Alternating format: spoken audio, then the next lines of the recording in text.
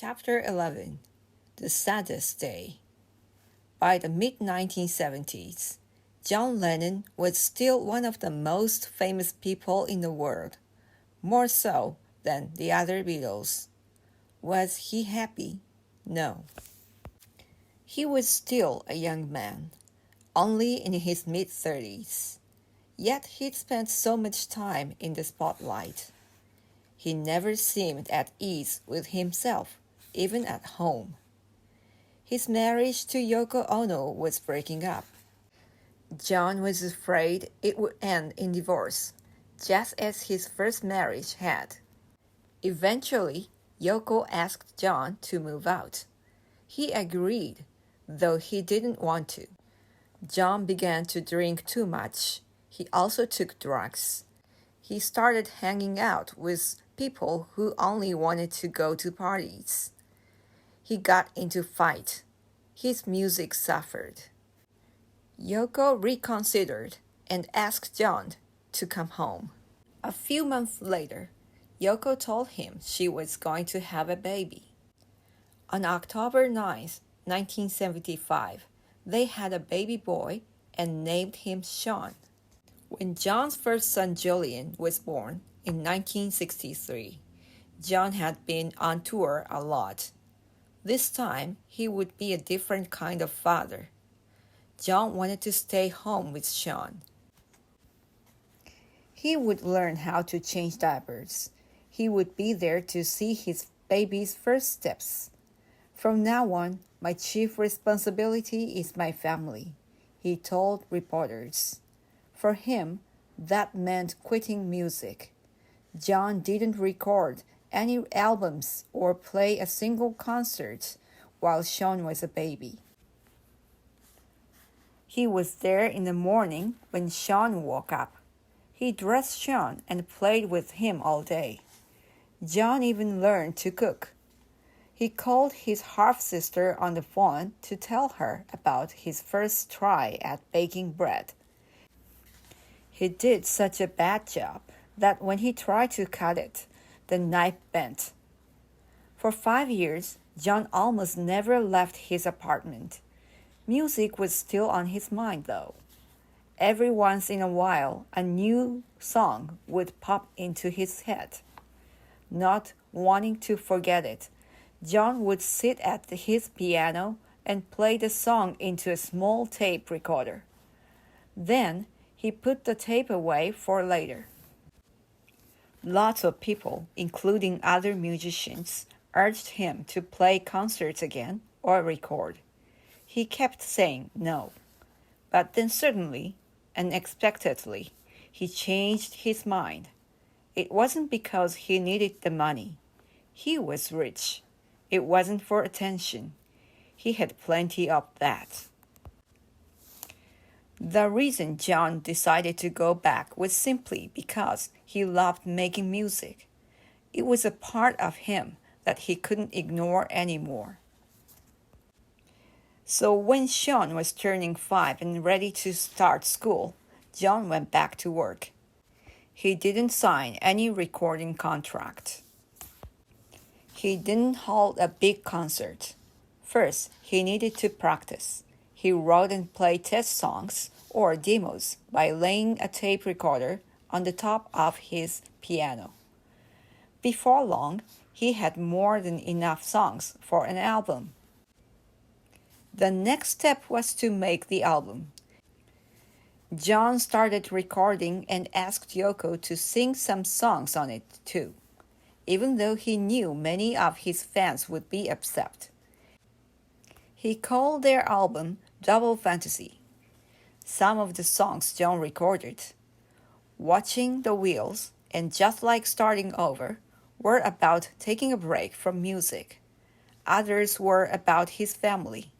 He wrote one about Sean called Beautiful Boy and one about Yoko called Woman.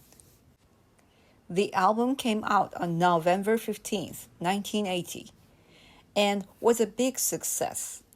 It sold 500,000 copies in 2 weeks. John was excited and looked forward to producing more music. Then, On December 8, 1980, something happened that nobody alive at that time will ever forget. That afternoon, John and Yoko were walking outside their apartment on the Central Park West. A man named Mark David Chapman came up and asked John to autograph his album. John liked doing this for fans like other fans. He was mentally ill. He heard voices in his head, voices that told him to hurt John Lennon. That evening, Chapman returned. He waited near the entrance of Dakota. When John and Yoko arrived home, Chapman called out, "Mr. Lennon." Then he took out a gun and fired. John Lennon, who hated violence, who didn't believe in the use of guns, fell to the ground. He died shortly after. He was only 40 years old. The world was stunned. New Yorkers came from all over the city to stand outside John's home. Some were in their pajamas crying. They left flowers. Strangers hugged one another. They sang John's songs. 6 days later, more than 100,000 people gathered in Central Park. There were 10 minutes of silence. Then, John's song, Imagine, played over loudspeakers. The song was his dream of peace. Imagine all the people living life in peace. John's death was a terrible tragedy, but it wasn't the end of what he stood for. A musician friend started the campaign to stop gun violence. Yoko bought advertisement to spread the word. She put a picture of John's glasses, which was splattered with his blood, on the billboard. John's life was over, but not his music. He is remembered not only as a Beatle, but for his devotion to a better world.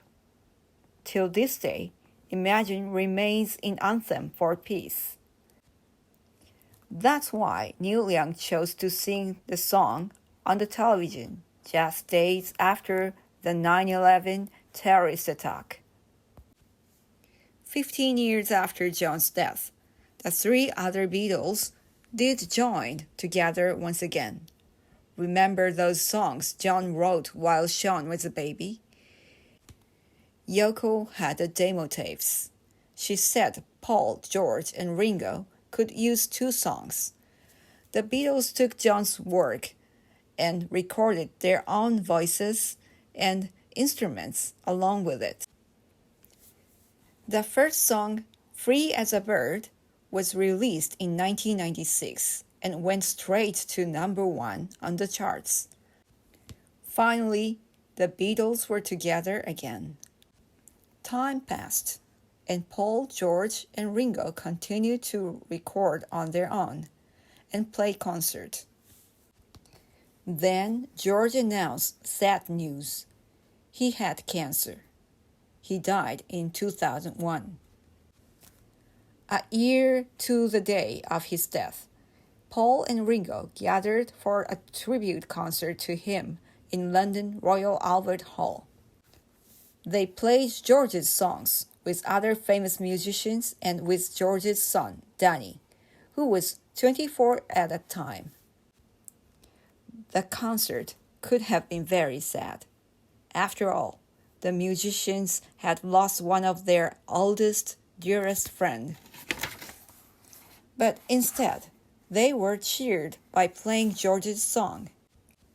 At the end of the concert, flower petals slowly floated down from the above onto the stage. To this day, the Beatles remain the most famous musical group in the world. Their songs have been recorded by everyone from legendary crooner Frank Sinatra to pop musicians such as U2 and Elliott Smith. In 2000, a Beatles' greatest hits collection called One went straight to the top of the chart, even though none of the songs was new. The Beatles are gone. John is gone. George is gone now too. But not the music. That will live forever.